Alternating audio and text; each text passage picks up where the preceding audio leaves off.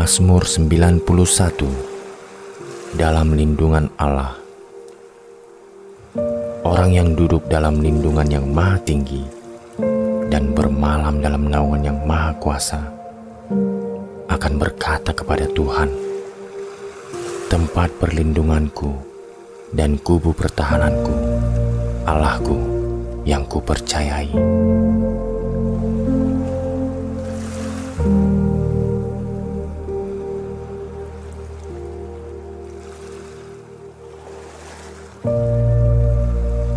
Sungguh, dialah yang akan melepaskan engkau dari jarak penangkap burung, dari penyakit sampar yang busuk. Dengan kepaknya, ia akan menudungi engkau. Di bawah sayapnya, engkau akan berlindung. Kesetiaannya ialah perisai dan pagar tembok.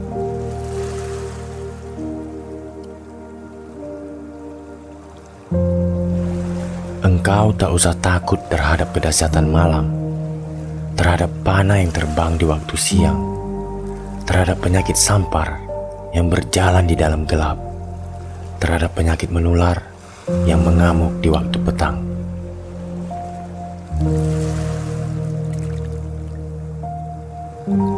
Walau 1000 orang rebah di sisimu dan 10.000 di sebelah kananmu, tetapi itu tidak akan menimpamu. Engkau hanya menontonnya dengan matamu sendiri dan melihat pembalasan terhadap orang-orang fasik.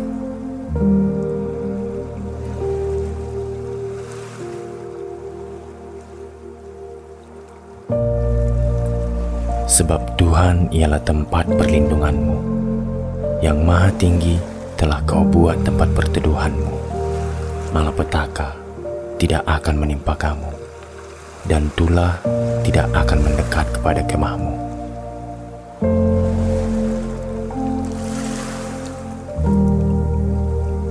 Sebab malaikat-malaikatnya akan diperintahkannya kepadamu untuk menjaga engkau di segala jalanmu.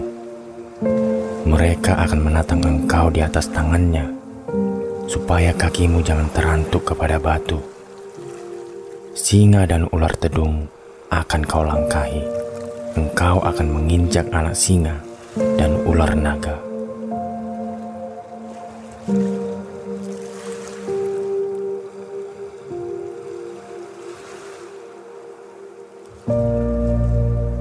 Sungguh, hatinya melekat kepadaku, maka aku akan meluputkannya.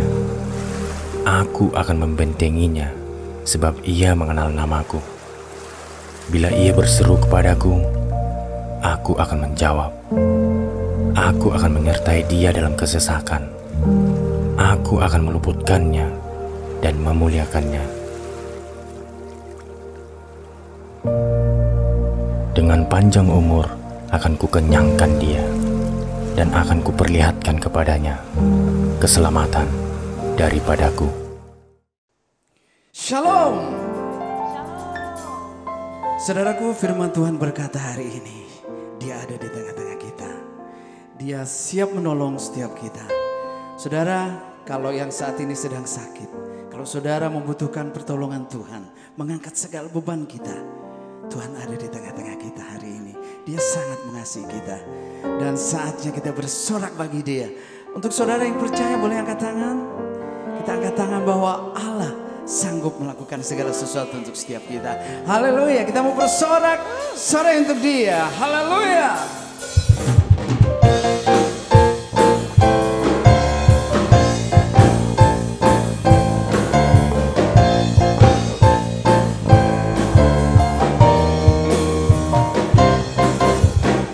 Bersoraklah bagi Tuhan. Amin. Dialah benteng perisai hidupku. Bersoraklah bagi Tuhan, Dialah perlindunganku.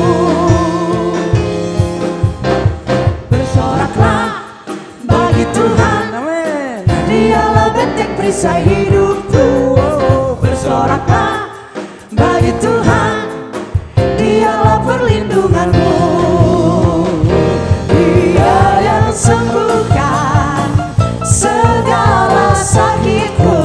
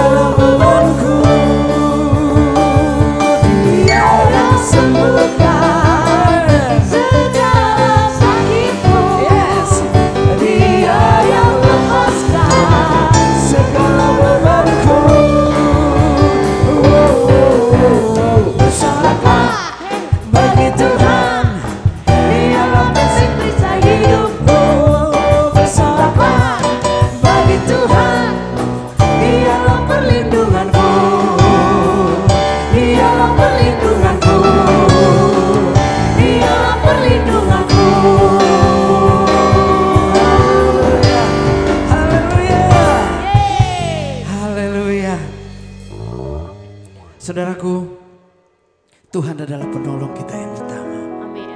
Ketika kita membutuhkan, tangannya selalu terulur untuk setiap kita. Dia bersedia saat ini menolong setiap kita.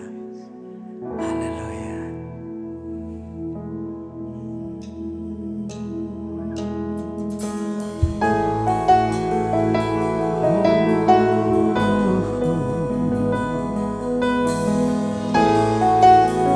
kasih.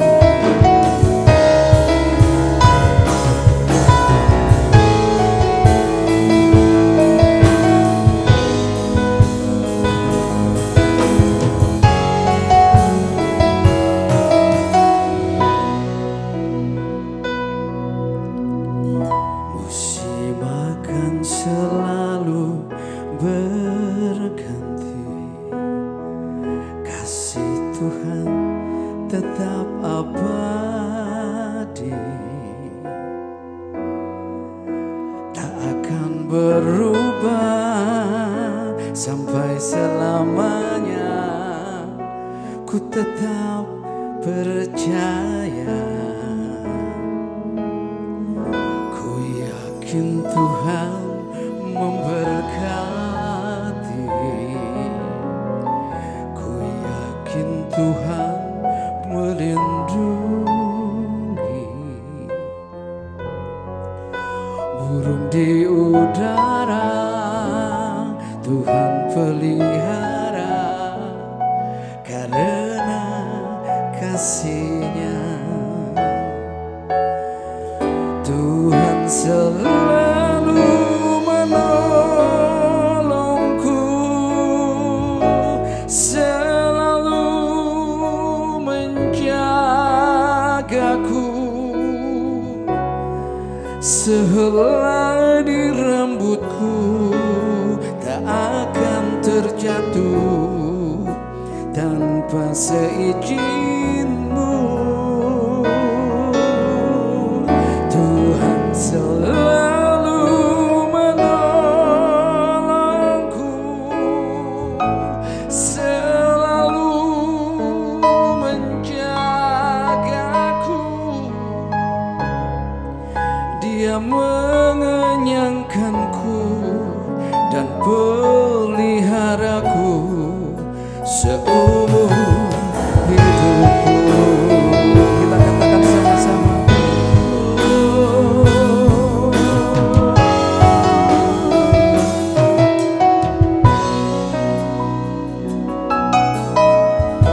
Musim akan selalu berganti, kasih Tuhan tetap abadi, tak akan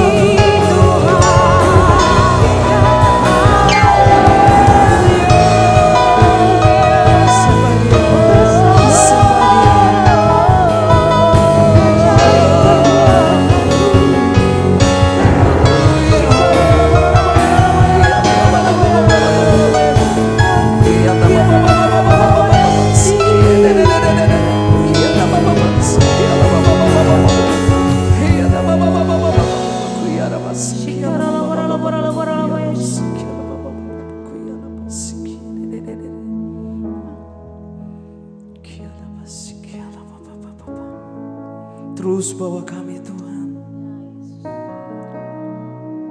di dalam dekapan kasih-Mu Tuhan. Sungguh saat ini kami merasakan hadirat-Mu Tuhan. Terima kasih. Terima kasih Tuhan. Terima kasih Yesus. Hanya dekat Allahku, rasa tenang hatiku, Kau sertai jalanku sepanjang hidupku. Kau merasakan tenang Tuhan di dalam-Mu. Hanya dekat padamu ada kekuatan baru. Kaulah perlindunganku, keselamatanku. Katakan sama-sama. Ku ingin selalu bersekutu denganmu, menikmati hadiratmu.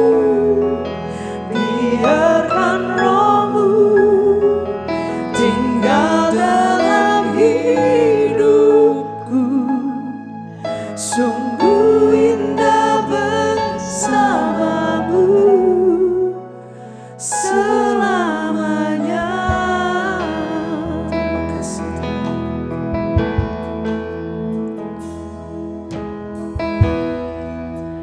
Hanya dekat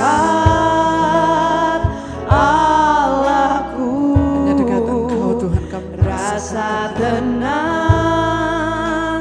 hatiku, Kau sertai jalanku sepanjang hidupku.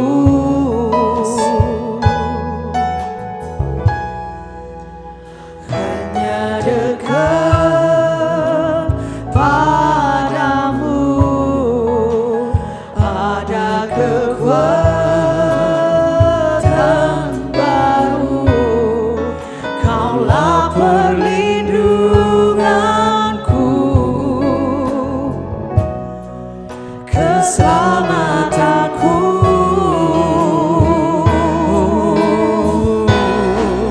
Ku ingin selalu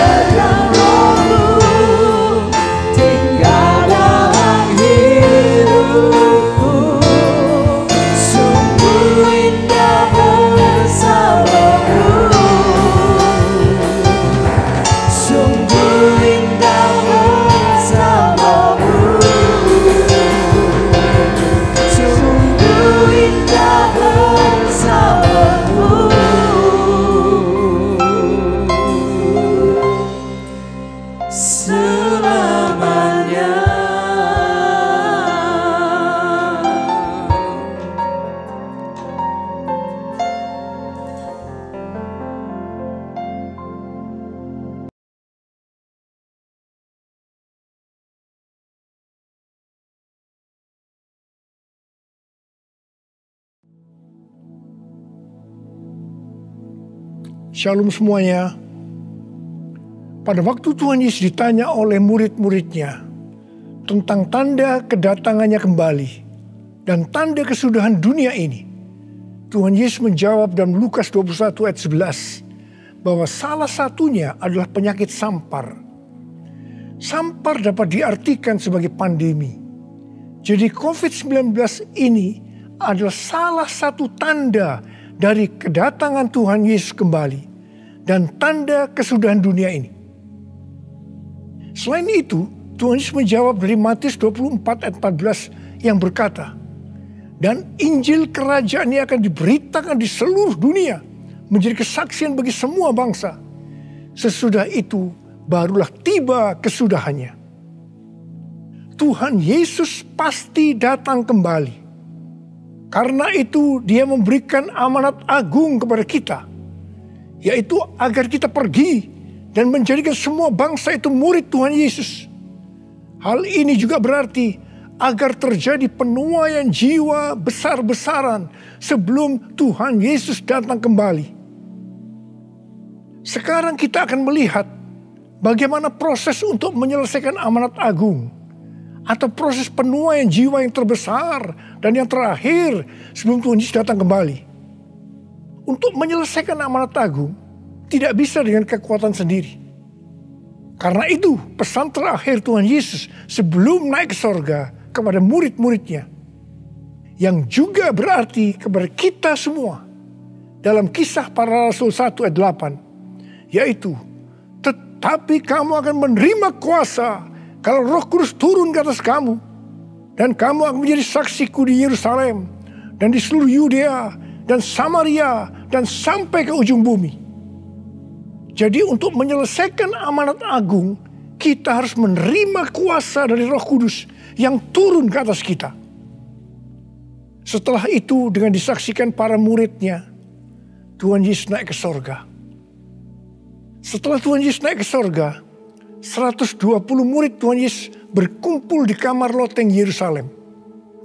Mereka melakukan ini karena Tuhan Yesus memerintahkan agar mereka tidak meninggalkan kota Yerusalem sebelum diperlengkapi dengan kuasa dari tempat tinggi. Tuhan Yesus berkata, sebab Yohanes membaptis dengan air, tetapi tidak lama lagi kamu akan dibaptis dengan Roh Kudus. Apa yang dilakukan 120 murid di kamar loteng? Alkitab berkata bahwa mereka semua bertekun dengan sehati dalam doa bersama-sama. Artinya mereka berdoa, memuji dan menyembah Tuhan dalam unity siang dan malam. Ini adalah prinsip restorasi Pondok Daud. Ini adalah prinsip menara doa. Setelah 10 hari mereka melakukan hal itu, maka pada hari raya Pentakosta, tiba-tiba turunlah dari langit suatu bunyi seperti tiupan angin keras yang memenuhi seluruh rumah di mana mereka duduk. Dan tampaklah lidah-lidah seperti nyala api yang bertebaran dan hinggap kepada mereka masing-masing.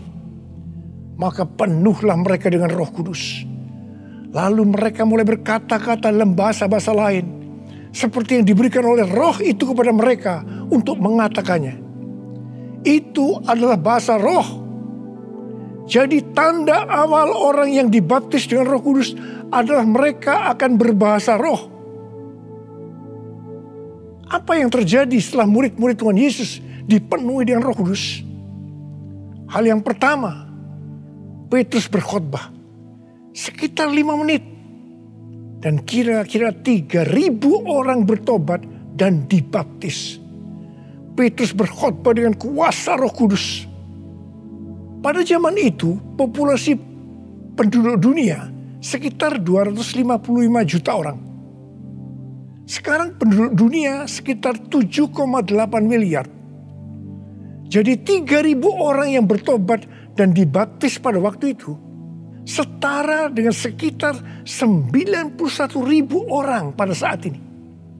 Saya percaya hal ini juga bisa terjadi seperti pada waktu itu. Hal yang kedua, Setelah murid-murid Tuhan Yesus dipenuhi dengan Roh Kudus, mereka dipakai untuk menyatakan tanda-tanda dan mujizat, sehingga banyak orang yang bertobat. Petrus dan Yohanes menyembuhkan orang lumpuh sejak lahir. Bayangan Petrus bisa menyembuhkan orang sakit. Sapu tangan atau kain yang pernah dipakai Paulus, jika diletakkan pada orang sakit atau yang dirasuk setan, maka orang itu akan sembuh. Dalam Markus 16 ayat 15 sampai dengan 18, Tuhan Yesus berkata bahwa kalau kita pergi untuk memberitakan Injil, maka tanda-tanda dan mujizat akan menyertai kita. Sejak tahun 2006, saya diperintahkan oleh Tuhan untuk mengadakan kebaktian kesembuhan ilahi. Selama 13 tahun, saya sudah mengadakan 318 kali kebaktian kesembuhan ilahi. Setiap kali saya berkhotbah, pasti saya memberitakan Injil. Tanda-tanda dan mujizat terjadi. Saya diizinkan Tuhan untuk melihat dan mengalami mujizat seperti yang dilakukan oleh Tuhan Yesus 2000 tahun yang lalu. Hal yang ketiga, setelah murid-murid Tuhan Yesus dipenuhi dengan Roh Kudus, maka cara hidup mereka berubah. Sehingga banyak orang bertobat. Yang pertama, mereka bertekun dalam pengajaran rasul-rasul dan dalam persekutuan. Ini bisa diartikan mereka suka membaca Alkitab. Mazmur 119 ayat 105 berkata, "Firman-Mu adalah pelita bagi kakiku dan terang bagi jalanku." Kalau kita suka membaca Alkitab, itu akan menuntun jalan hidup kita. Hidup benar sesuai dengan firman Tuhan. Kita akan menjadi orang yang berintegritas. Dan itu akan membuat orang lain bertobat. Firman-Mu pelita bagi kakiku, terang bagi jalanku. Firman-Mu pelita bagi kakiku, terang bagi jalanku. Waktu ku bimbang dan hilang jalanku, tetaplah Kau di sisiku. Dan takkan ku takut asal Kau di dekatku, besertaku selamanya.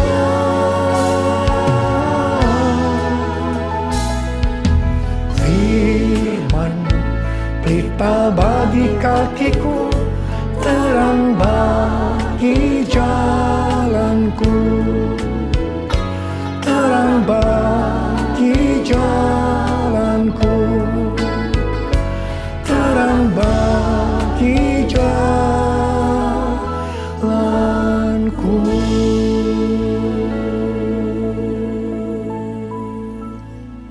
Yang kedua, perubahan cara hidup yang membuat banyak orang bertobat adalah mereka selalu berkumpul, memecahkan roti dan berdoa. Ini bisa dikatakan mereka hidup dalam unity dan suka berdoa. Hari-hari ini saya melihat melalui menara doa bahwa ada doa, pujian dan penyembahan dalam unity siang dan malam. Saya melihat melalui Third Pentecost Azusa Street Prayer Tower, ada doa yang bertalu-talu untuk pencurahan Roh Kudus yang dahsyat melalui Pentakosta ketiga. Saya percaya kalau Tuhan sudah berikan kepada kita beban untuk berdoa seperti ini, maka ini merupakan tanda bahwa Pentakosta ketiga yang dahsyat akan turun dan akan terjadi penuaian jiwa yang terbesar dan yang terakhir sebelum Tuhan Yesus datang kembali. Saya juga percaya Pentakosta ketiga akan membangkitkan generasi Yeremia, yaitu anak-anak muda yang dipenuhi Roh Kudus, cinta mati-matian kepada Tuhan Yesus, tidak kompromi terhadap dosa, dan akan memenangkan banyak jiwa. Yang ketiga, perubahan cara hidup jemaat yang membuat banyak orang bertobat Yaitu karena mereka suka memberi, sehingga tidak ada yang berkekurangan. Dalam kondisi krisis ekonomi akibat pandemi hari-hari ini, justru Tuhan menghendaki agar kita suka memberi. Alkitab berkata, ada lebih berbahagia memberi daripada menerima. Lukas 6 ayat 38 berkata, berilah dan kamu akan diberi. Suatu takaran yang baik, yang dipadatkan, yang digoncang, dan yang tumpah keluar akan dicurahkan ke dalam ribaanmu. Sebab ukuran yang kamu pakai untuk mengukur akan diukurkan kepadamu. Saudara, kita akan memberikan dengan ukuran ini. Katakan kita akan memberikan beras. Kita isi ini dengan beras. Setelah penuh, kita tekan. Digoncang-goncang. Permukaannya turun enggak? Turun. Tambah lagi berasnya.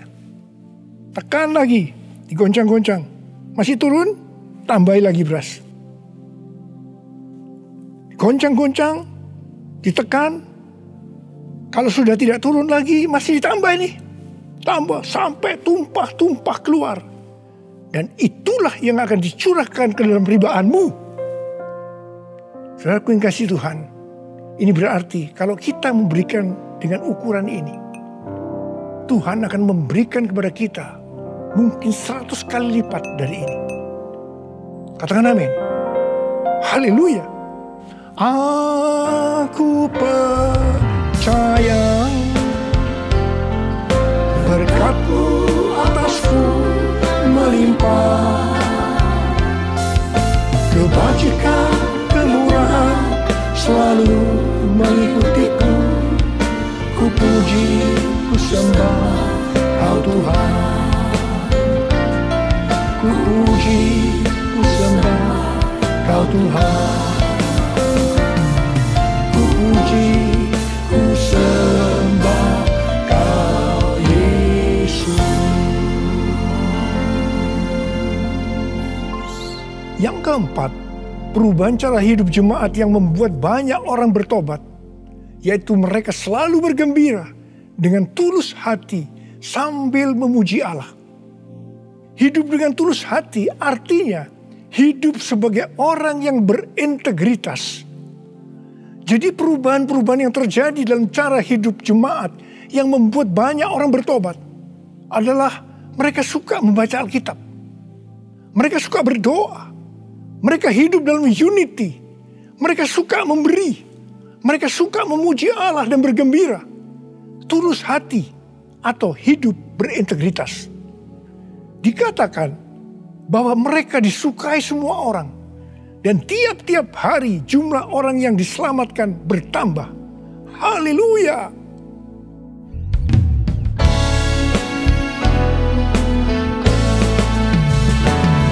Sembah Kau Tuhan, ku mengangkat tanganku. Selamanya Kau ajaib bagiku. Ku sembah Kau Tuhan, ku mengangkat wajahku. Selamanya Kau hebat bagiku. Haleluya,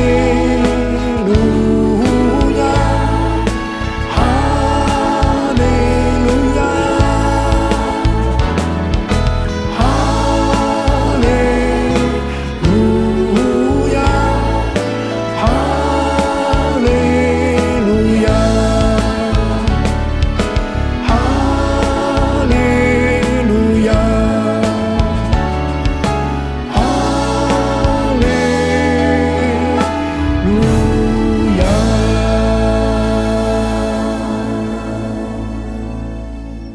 Saya percaya mereka menganggap bahwa pola penuaian jiwa hanya seperti itu.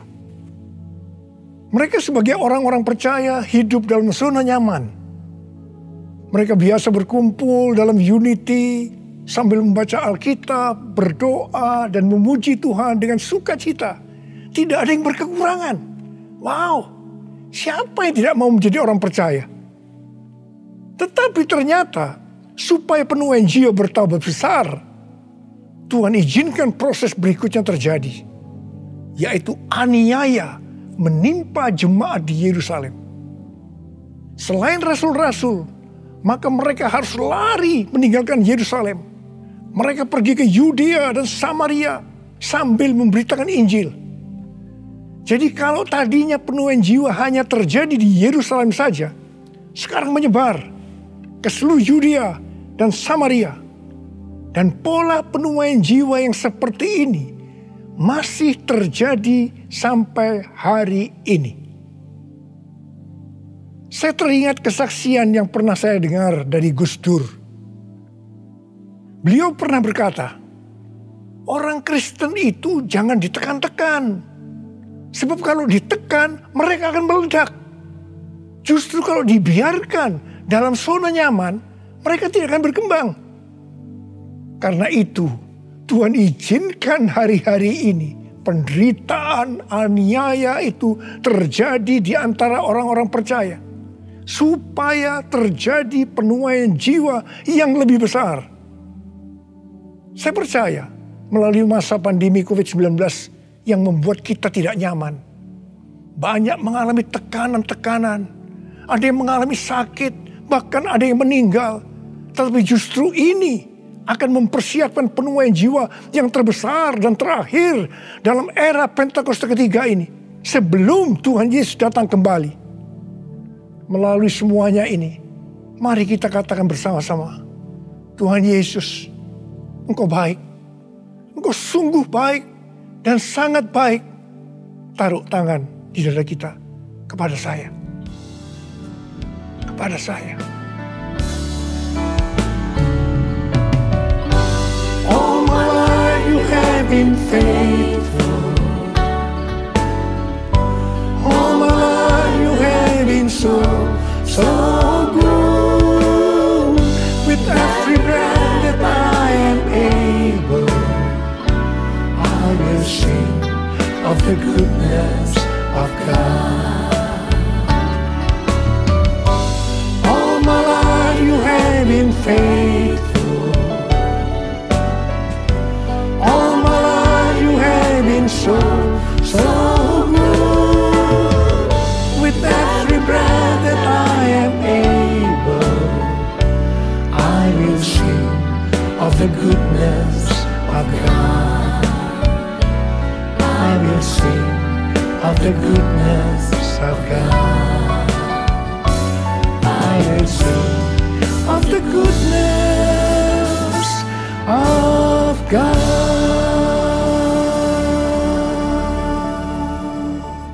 Ternyata pola penuaian yang terjadi di atas belum menyelesaikan rencana Tuhan.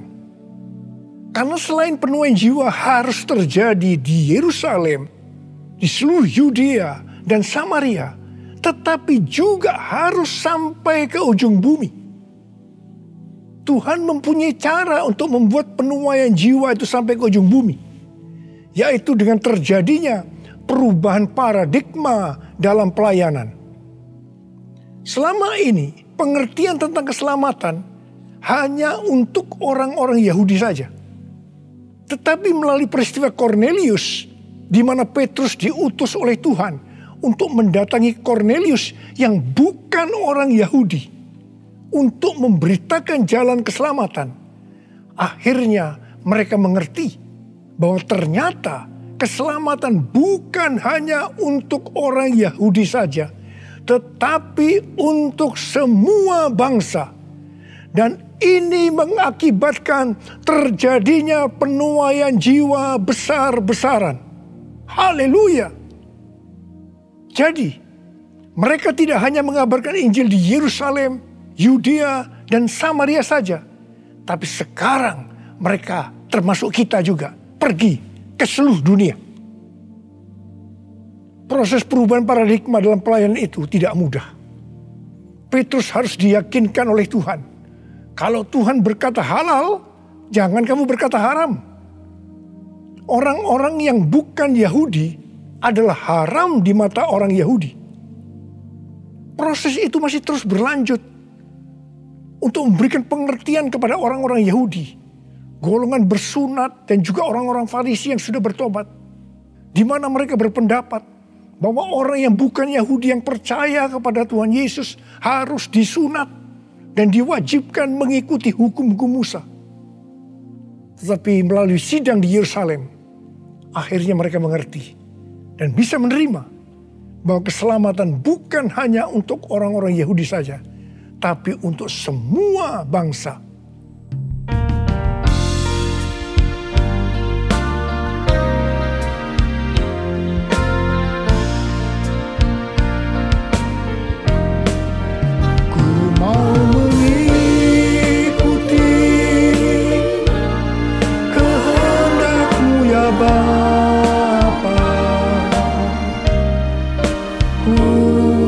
Selalu menyenangkan hatimu.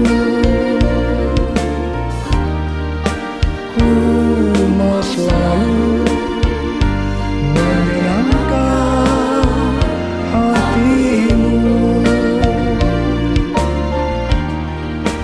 Ku mau selalu menyenangkan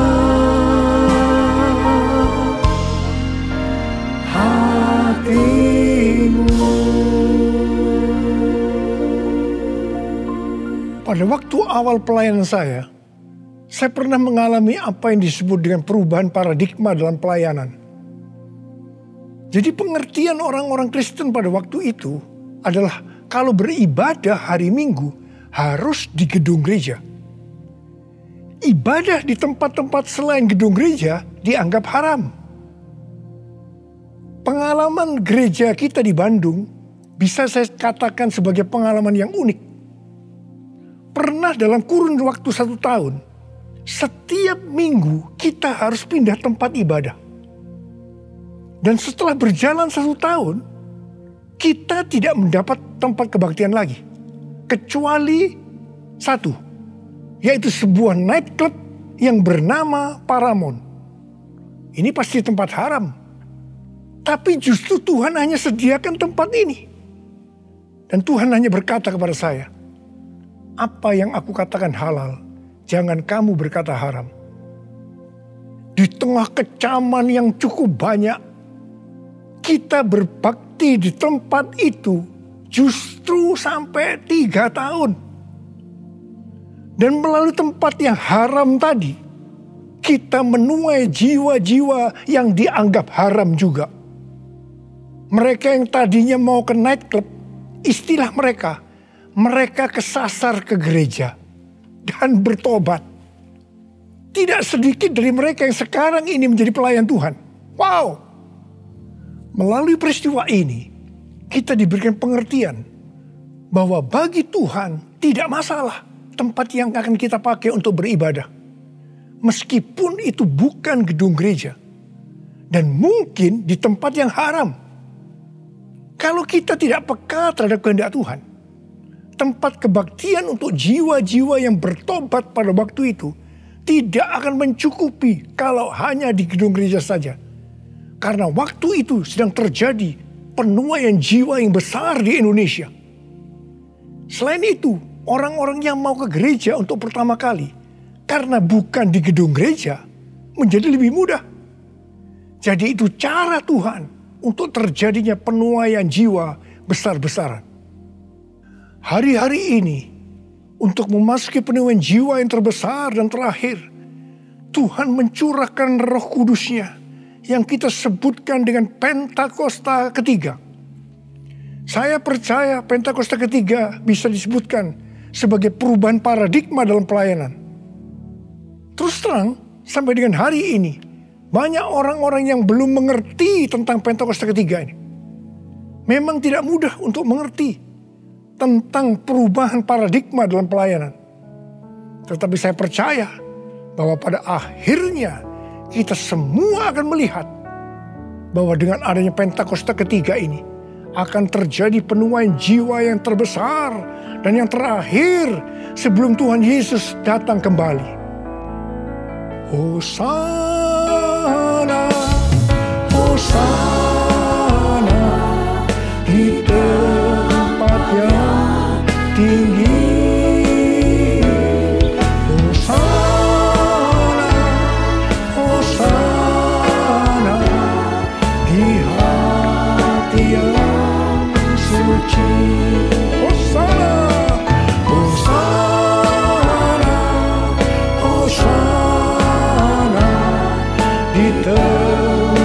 yang tinggi.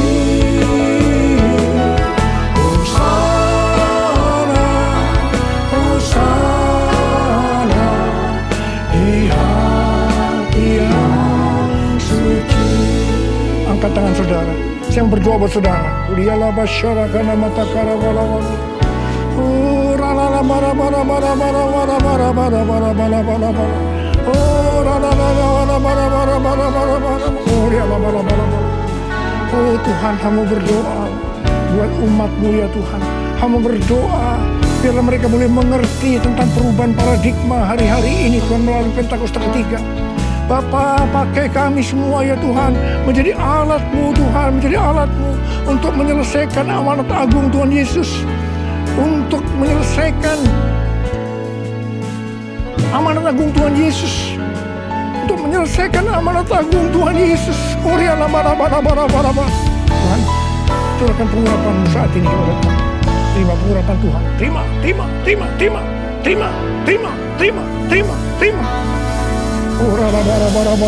kasih. Terima kasih. Dalam nama Yesus. Dalam nama Yesus. Dalam nama Yesus. Amin. Mari saudara-saudara, kita akan masuk dalam perjamuan kudus. Kita akan mengingat ayat ini. Sebab setiap kali kamu makan roti ini dan minum cawan ini, kamu memberitakan kematian Tuhan sampai Ia datang. Perjamuan kudus adalah perjamuan Tuhan Yesus sendiri. Setiap kali kita masuk dalam perjamuan kudus, Tuhan Yesus selalu berkata, biarlah ini menjadi peringatan akan daku. Karena itu, mari arahkan hati dan pikiran kita kepada kebaikan Tuhan. Mari kita tundukkan kepala. Tuhan Yesus, ya Bapa, siapakah kami sebelum kami mengenal Engkau? Kami semua orang berdosa, upah dosa adalah maut, mati. Tapi Engkau yang tidak berdosa telah dijadikan dosa oleh karena kami. Engkau harus turun dari sorga mulia, mati ganti kami dengan penderitaan yang luar biasa. Sungguh kalau kami pikirkan betapa baiknya Engkau Tuhan. Betapa baiknya Engkau ya Aba. Engkau jadikan kami sebagai anak-anak-Mu. Engkau yang memberkati, Engkau menuntun, Engkau membela, Engkau melindungi, Engkau menyembuhkan kami. Engkau juga menegur kalau kami salah. Itu Engkau ya Aba. Itu Engkau ya Aba. Betapa baiknya Engkau itu. Saudara, Tuhan akan memberkati saudara dan saya melalui perjamuan kudus. Dan Tuhan berkata, kita harus makan dan minum dengan cara yang benar. Karena itu masing-masing sekarang berdoa. Introspeksi. Lihat keadaan dirimu masing-masing sebelum kita makan dan minum perjamuan kudus ini. Lihat. Kalau saudara diingatkan ada dosa yang selama ini belum diselesaikan dengan Tuhan. Mari katakan, ampuni saya Tuhan. Ampuni saya. Ampuni saya Tuhan. Katakan, ampuni, ampuni. Ampuni, ampuni kami Tuhan. Ampuni kami. Ampuni hamba-Mu. Ampuni kami semua. Bapa, terima kasih. Kau melihat anak-anak-Mu sedang meminta ampun padamu. Layakkan kami untuk masuk dalam perjamuan kudus ya Aba. Terima kasih. Dalam nama Yesus kami berdoa. Amin. Sekarang mari kita masuk dalam perjamuan kudus dengan mengangkat tangan kita dengan roti di tangan kanan kita tinggi-tinggi. Sebab apa yang telah kuteruskan kepadamu telah aku terima dari Tuhan. Yaitu bahwa Tuhan Yesus pada malam waktu Ia diserahkan mengambil roti. Dan sesudah itu mengucap syukur atasnya. Yang memecah-mecahkannya. Dan berkata, inilah tubuhku yang diserahkan bagi kamu. Perbuatlah ini menjadi peringatan akan aku. Sudah dikasih Tuhan, bukankah roti yang kita pecah-pecahkan ini adalah persekutuan kita dengan tubuh Kristus. Mari kita makan dalam nama Yesus.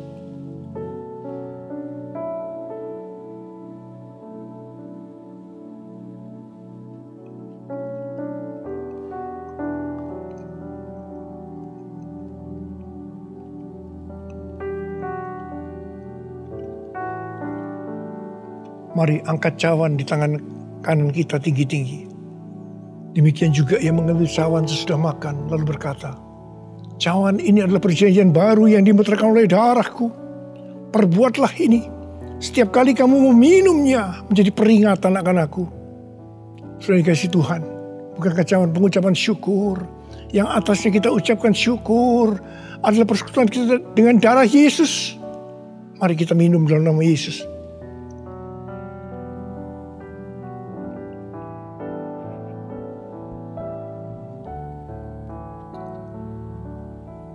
Mari angkat tangan kita. Ucapan syukur. Dengan suara. Jangan diam. Katakan terima kasih ya Tuhan. Terima kasih ya Tuhan. Makasih. Oh rala-bala. Engkau baik Tuhan. Engkau baik Tuhan. Engkau baik Tuhan. Oh terima kasih. Terima kasih. Tuhan Yesus Engkau baik. Engkau baik. Dalam seluruh hidup kami Engkau baik Tuhan. Engkau baik. Engkau sungguh baik. Kau sungguh baik ya Abah, kau sungguh baik. Oh, all my life you have been faithful. All my life you have been so good. With every breath that I am able, I will sing of the goodness of God. All my life you have been faithful. All my life you have been so good. With every breath that I am able, I will sing of the goodness of God. I will sing of the goodness of God. I will sing of the goodness of God.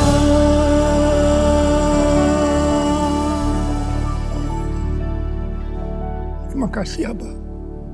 Terima kasih. Terima kasih. Terima kasih. Dalam nama Yesus. Amin. Mari angkat tangan saudara. Terimalah berkat Tuhan. Kasih karunia yang berlimpah-limpah daripada Allah Bapa dalam Anak yang tunggal Yesus Kristus. Persekutuan yang manis dengan Roh Kudus menyertai saudara sekalian mulai hari ini. Sampai Tuhan Yesus datang menjemput kita di awan-awan dan bahkan sampai selama-lamanya. Yang percaya bersama-sama katakan, Amin.